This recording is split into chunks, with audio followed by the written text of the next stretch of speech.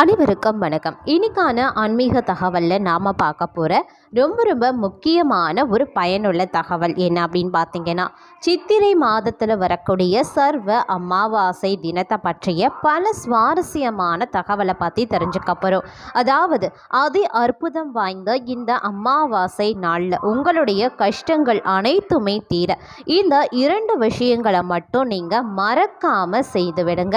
இவ்வாறாக நீங்கள் செய்யக்கூடிய பட்சத்தில் உங்களுக்கு பார்த்தீங்க அப்படின்னா, உங்களுக்கு ஏற்படக்கூடிய அனைத்து வித எப்பேற்பட்ட கஷ்டமாக இருந்தாலும் அது உடனுக்குடன் நிவர்த்தியாகும்.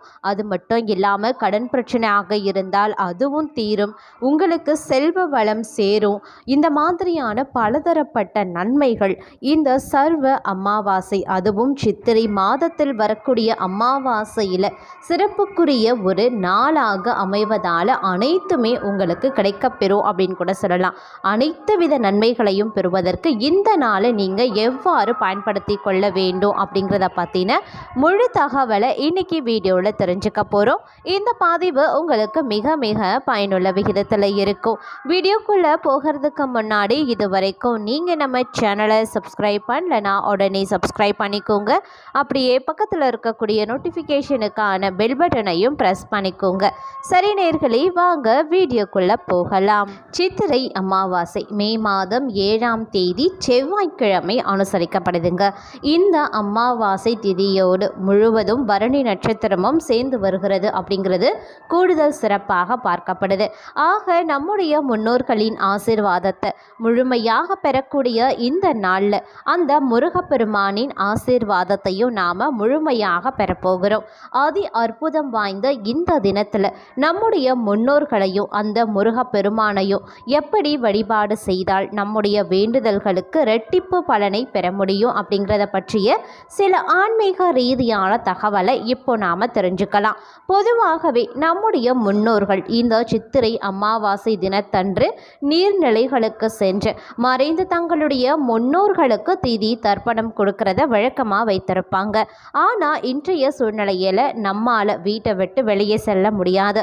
இருந்தாலும் நம்முடைய வீட்டில் இருந்தபடியே முன்னோர்களது வழிபாட்டை எப்படி சுலபமான முறையில் செய்கிறது அப்படின்னு பார்த்தீங்கன்னா, உங்களுடைய வீட்டில் இறந்தவர்களின் திருவுருவ படத்தை சுத்தமாக துடைத்து மஞ்சள் குங்கும பொட்டு வைத்து முடிந்தால் துளசி மாலை, இல்லை என்றால் கிடைத்த பூக்களால் அலங்காரம் செய்து கொள்ள வேண்டும்.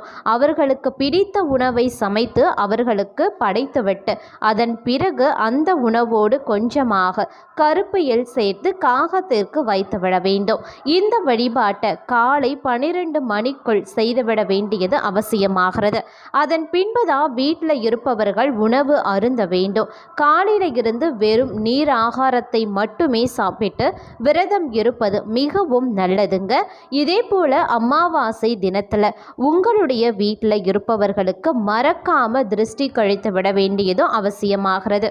உங்களுடைய வீட்டு வழக்கப்படி கல் உப்பை வைத்து திருஷ்டி கழித்தாலும் சரி, எலுமிச்சம்பழத்தை வைத்து திருஷ்டி கழித்தாலும் சரி, அல்லது ஆரத்தி பூசணிக்காய் சுற்றி திருஷ்டி கழித்தாலும் சரி, அது உங்களுடைய விருப்பம்தான். ஆனால் வீட்டில் இருப்பவர்களுக்கோ உங்களுடைய வீட்டிற்கும் திருஷ்டி கழிக்கும் போது கண் திருஷ்டி முழுமையாக நீங்கிவிடும் அப்படிங்கிறதும் குறிப்பிடத்தக்க ஒரு விஷயங்க. சரி, இன்றைய தினம் முழுவதும் பரணி நட்சத்திரம் முழுமையாக இருக்கின்றது. இந்த தினத்தில் நாம் பரணி நட்சத்திரம் முருகருடைய வழிபாட்டை எப்படி மேற்கொள்வது, அதுவும் அமாவாசை தினத்தன்று அப்படின்னு பார்த்தீங்கன்னா, இன்றைய தினம் அதாவது மே மாதம் 7ஆம் தேதி செவ்வாய்க்கிழமை அன்றைய தினத்தின் அதிகாலை வேளையில் அமாவாசை வழிபாட்டினை முடித்திருப்பீங்க. மாலை முருகப்பெருமானை வேண்டி உங்களுடைய வீட்டில் ஒரு தீபத்தை ஏற்றி வைத்துவிட்டு முருகப்பெருமானுக்கு உங்களால் முடிந்த ஏதாவது ஒரு பிரசாதத்தை வைத்து உங்கள் வீட்டில் இருக்கக்கூடிய கஷ்டங்கள் முழுமையாக நீங்க வேண்டும் அப்படின்னு பிரார்த்தனை செய்து கொள்ளுங்க. இத்துடன் குல தெய்வ தெய்வத்தையும் நினைத்து வழிபட மறக்க வேண்டாம். நிறைய பேருக்கு வீட்டில் பண கஷ்டம் இருக்கும், திருமணமாகாமல் இருக்கும், குழந்தை பாக்கியம் இல்லாமல் இருக்கும், நல்ல வேலை கிடைக்காமல் இருக்கும், கடன் சுமை, சண்டை சச்சரவு, இப்படி மனித பிறவிக்கு இருக்கக்கூடிய அனைத்து வித கஷ்டத்திற்குமே தீர்வு கிடைக்க இந்த நாளை நீங்கள் பயன்படுத்தி கொள்ளலாம். மே மாதம் 7ஆம் தேதி செவ்வாய்க்கிழமை மாலை முருகப்பெருமானை வேண்டி உங்கள் வீட்டு பூஜை அறையில் அமர்ந்து கந்த சஷ்டி கவசத்தை படிக்க வேண்டியது அவசியமாகிறது. கந்த சஷ்டி கவசத்தை படிக்க முடியாதவர்கள் அதை உங்களுடைய வீட்டில் ஒலிக்கச் செய்து அந்த கந்த சஷ்டி கவசம் முழுவதும் முடியும் வரைக்கும் பூஜை அறையில் அமர்ந்து முருகப்பெருமானிடம் வேண்டுதல் வைத்தால் நீங்கள் வைத்த வேண்டுதல் நிச்சயமாக நிறைவேறும். அந்த முருகப்பெருமானின் அருள் முழுமையாக உங்களுக்கு கிடைக்கப்பெறும். அது மட்டும் இல்லாமல் இந்த மே மாதம் 7ஆம் தேதி செவ்வாய்க்கிழமை வரக்கூடிய அதி அற்புதம் வாய்ந்த இந்த நாளில் முன்னோர்களது வழிபாட்டையும் முருகப்பெருமானது வழிபாட்டையும் செய்து அனைவரும் கண்டிப்பாக பலனடைய முடியும். அது மட்டும் இல்லாமல் சித்திரை மாதம் அப்படிங்கிறது தெய்வ வழிபாட்டிற்கு உரிய மாதம் அப்படின்னு கூட சொல்லலாம். சூரியனை அடிப்படையாக கொண்டு பஞ்சாங்கம் கணிக்கப்படுறதுனால சூரிய பகவான் தன்னுடைய பயணத்தை மேஷ ராசியில் துவங்கக்கூடிய இந்த மாதத்தில் கோவில் திருவிழாக்கள், கும்பாபிஷேகம் போன்றவை அதிக அளவில் நடத்தப்படுவது வழக்கங்க. சித்திரை மாத வளர்ப்பிறை திருதியை திதியில அனைத்து கிரகங்களும் தங்களினுடைய ஆற்றலை புதுப்பித்துக் கொள்வதால் இது மிகவும் சிறப்பு மிகுந்த மாதமாகும். இந்த மாதத்தில் வரக்கூடிய அமாவாசைக்கும் தனித்துவமான சிறப்பு இருக்கு. அமாவாசை அப்படிங்கிறது முன்னோர்கள் வழிபாட்டிற்குரிய நாளாக சொல்லப்பட்டிருக்கு. இந்த நாளில் விரதமிருந்து பித்ருக்களுக்கு தர்ப்பணம் கொடுத்து தான தர்மம் வழங்குவதால் பித்ருக்களின் ஆசி கிடைக்கப்பெறும் அப்படின்னு சாஸ்திரங்களும் சொல்கிறாங்க. மாதந்தோறும் வரக்கூடிய அமாவாசையின் விரதம் இருந்து பித்ரு தர்ப்பணம் கொடுக்க முடியாதவர்கள் வருடத்தில் வரக்கூடிய 3 அமாவாசைகளை தவறவிடக்கூடாது அப்படின்னு சொல்லுவாங்க. அதாவது தை அமாவாசை, ஆடி அமாவாசை மற்றும் ஐப்பசி மாதத்தில் வரக்கூடிய மகாலய அமாவாசை மிக முக்கியமானவை அப்படின்னு சொல்வதுண்டு. அதே போல தமிழ் மாதங்களில் முதல் மாதமான சித்திரை மாதத்தில் வரக்கூடிய அமாவாசையும் மிகவும் சக்தி வாய்ந்ததாகும். இந்த ஆண்டு சித்திரை அமாவாசை மே 7ஆம் தேதி செவ்வாய்க்கிழமை வருகிறது. அன்றைய தினம் காலை 11:18 மணி துவங்கி மே 8ஆம் தேதி காலை 9:19 வரைக்கும் அமாவாசை திதி இருக்குங்க. மே 8ஆம் தேதி காலை சூரிய உதய நேரத்தின் போது அமாவாசை திதி இருந்தாலும் காலை 9:19 மணியுடன் அமாவாசை நிறைவடைந்து விடுகிறது. அமாவாசை முடிந்த பிறகு பகல் பொழுதில் முன்னோர்களுக்கு படையலிட்டு படைக்கக்கூடாது அப்படிங்கிறதுனால மே 7ஆம் தேதியே அமாவாசை நாளாக கணக்கில் எடுத்துக்கொள்ள வேண்டும். மே 7ஆம் தேதி அன்று தர்ப்பணம் கொடுக்கிறவங்க காலையில் சூரிய உதயத்திற்கு பிறகு புனித நீராடி விட்டு காலை 11 மணிக்கு பிறகு தர்ப்பணம் கொடுக்கலாம். அது மட்டும் இல்லாமல் சித்திரை மாதம் அப்படிங்கிறது பல வகைகள்லையும் ஆன்மீக சிறப்பு வாய்ந்த மாதமாகும். இந்த மாதத்தில் வரக்கூடிய ஒவ்வொரு திதிக்கும் ஒவ்வொரு சிறப்பு இருப்பது போல அமாவாசை திதிக்கும் ஒரு தனி சிறப்பு இருக்குங்க. சித்திரை மாத அமாவாசையில் விரதம் இருந்து முன்னோர்களை வழிபட்டோம் அப்படின்னா திருமணம், வேலை, தொழில் அப்படின்னு வாழ்க்கையில் ஏற்படக்கூடிய எப்படிப்பட்ட தடையும் விலகிவிடும். வீட்டில் இறுக்கம், வறுமை நிலை, நீண்ட நாள் நோய்கள் ஆகியவை நீங்க பெறும். பொதுவாக அமாவாசை நாளில் தானங்கள் வழங்குவதால் பாவங்கள் நீங்க பெறும். உணவு, உடை போன்றவற்றை தானமாக வழங்குவது சிறப்பானது அப்படின்னு கூட சொல்லலாம். சித்திரை மாத அமாவாசையில் தானம் வழங்குவதால் அதன் பலன் 2 மடங்காக பெருகும் அப்படிங்கிறது ஐதீகங்க.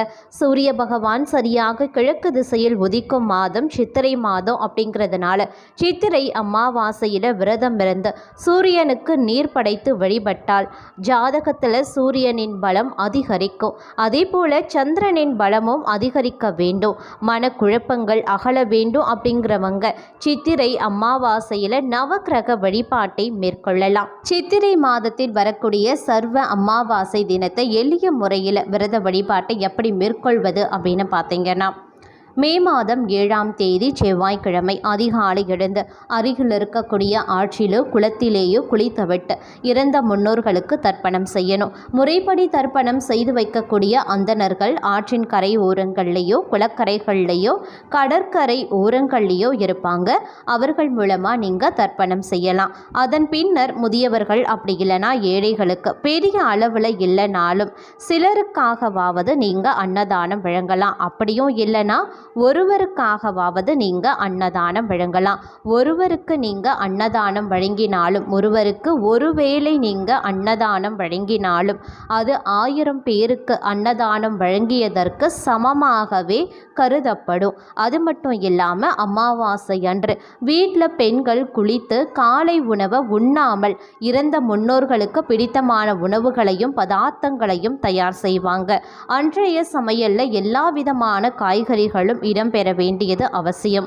விரதம் இருக்கிறவங்க காலையில் எதுவும் சாப்பிடாமல் இருந்து பின் எத்தனை நபர்களை வணங்க வேண்டுமோ அத்தனை இலைகள் போட்டு சமைத்த அனைத்து உணவுகளையும் பதார்த்தங்களையும் படைத்து துணிகள் வைத்து படைக்கிறவங்க துணிகளையும் வைத்து அகல் விளக்கேற்றி வைத்து தீப தூப ஆராதனை காட்டி முன்னோர்களை மனதில் நினைத்து வழிபடலாம். அமாவாசை விரதம் இருக்கிறவங்க காலையில் சாப்பிடக்கூடாது, பகலில் சாப்பிடலாம். இரவில் பால் பழம் அப்படி இல்லைனா சிற்றுண்டிகள் ஏதாவது சாப்பிடலாம். முறைப்படி அமாவாசை விரதம் இருந்து முன்னோர்களை வழிபடுபவர்களுக்கு அவர்களினுடைய ஆசியும் அருளும் கிடைக்கும் அப்படிங்கிறது ஐதீகம்.